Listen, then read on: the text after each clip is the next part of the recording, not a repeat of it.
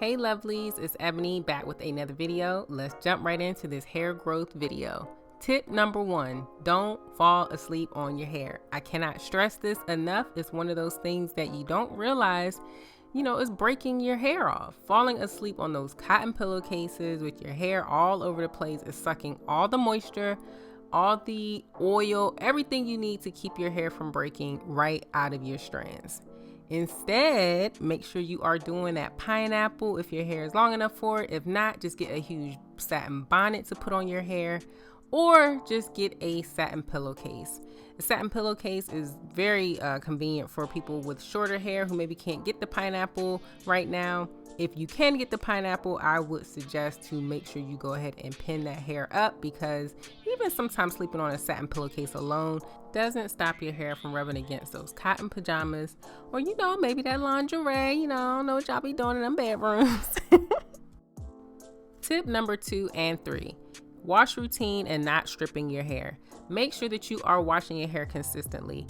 Curly hair, and just hair in general, craves water, but especially curly hair, because curly hair tends to be drier in nature. So you want to make sure that you are giving your hair all the hydration it needs. You're washing that dirt and product buildup off your scalp so that it doesn't clog your follicles and stall the hair growth even further, all while keeping those strands nice and moisturized so that they don't break.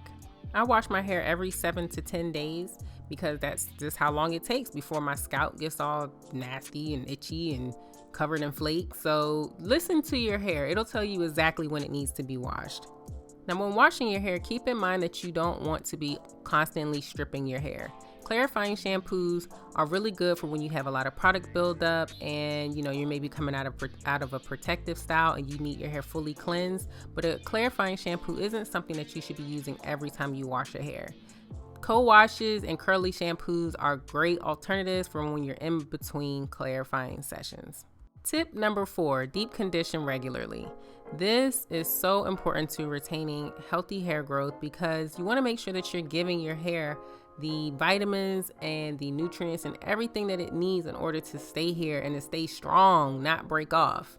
Whether you do it weekly, every other week, once a month, do whatever works for you. Just make sure you're doing it regularly. I try to shoot for twice a month, but it ends up being more like once a month just because I just run out of time and energy and all of the above. But my hair seems to be okay with that, so I'm okay with that.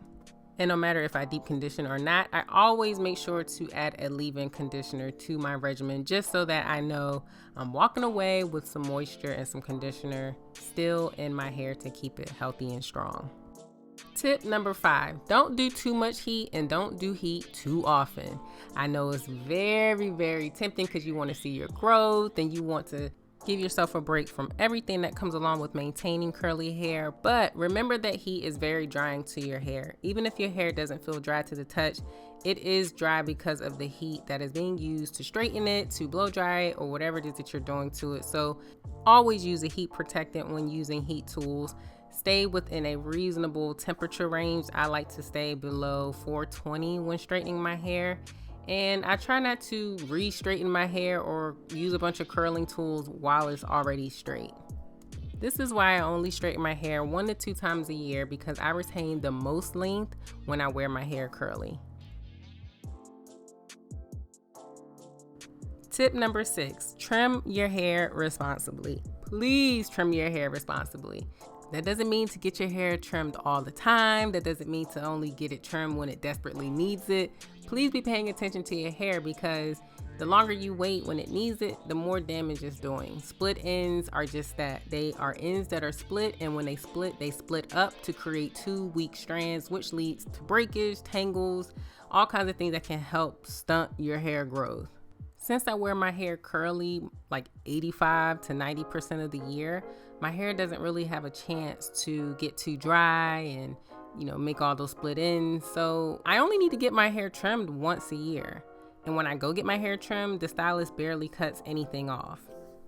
Now, obviously, everyone is different and everyone's hair needs will be different. So just pay attention to what your hair is doing. You might need to get your hair cut 2 times a year, maybe 3, but just make sure you aren't cutting it too much. I saw someone on Instagram say they get their hair cut every 6 weeks. I don't know why anyone would do that, because you will never see your hair growth. You'll always be cutting your growth. especially since hair grows a ½ inch every month. So just imagine you wait a month, your hair probably grew that ½ inch, and then 2 weeks later, you go get it cut. And then another 6 weeks, you go get it cut. So every 6 weeks, you're cutting off exactly what your hair is trying to grow. And then you're wondering like, why is my hair not growing? Because you're cutting your growth, girl. Quit cutting your hair. But at the same time, don't refrain from cutting your hair just to try to keep some length. Weak ends that are breaking or very severely split are not doing you any favors. They're actually holding your hair back from living its best life. And to make matters worse, you're wasting precious time that your hair could be recovering from the cut so that it can grow back much healthier and stronger. Tip number 7, hair porosity matters. Hair porosity just refers to the cuticle layers on each strand of hair and how tightly shut they are. If you have low porosity hair like me, that means the cuticle layers are shut pretty tightly, but once moisture gets in, it's in. High porosity means your cuticle layers are a little bit too loose. That means moisture gets in easily, but it also leaves pretty quickly. And unfortunately, it can be a sign of damaged hair. While normal porosity means your hair balances moisture well. Since I have low porosity hair, doing things like steaming and using heat while I deep condition really helps open up those cuticle layers so that all the nutrients from whatever deep conditioning treatment that I'm using can get inside to the core of my hair strand. Now this is important for obvious reasons because you want to be able to get the nutrients to your hair so that you can retain the length that you already have. Your hair porosity can also dictate how products take to your hair, whether you get product buildup, how much product buildup you get. So make sure you're keeping all those things in mind. A good way to test your hair porosity is to take a nice clean strand of hair, let it sit in a glass of water for at least an hour to see how far the strand goes down into the glass. If the strand stays near the top of the water, then you likely have low porosity hair. If it sinks all the way to the bottom, you likely have high porosity, but if it stays somewhere in the middle, then you probably have normal porosity. Tip number 8, gently detangle those knots. I know this is everyone's least favorite part of wash day, but we have to take our time when detangling our hair. If we don't, then you can cause a lot of breakage to your hair, unnecessary breakage at that. You don't want all your hard work to go down the drain just because you can't take your time and be patient when detangling your hair on wash day. But if you must speed the process up, just take some water and just spray your hair down with that. I know some people like to detangle their hair dry. I don't. I like to use water. Or you can even mix some water with conditioner. That can make the process go a lot faster as well. But if you really trying to show off, then try finger detangling. I know a lot of people used to do that way back in the old YouTube natural hair days, and a lot of people swear by it because they get a lot less shedding and a lot less breakage.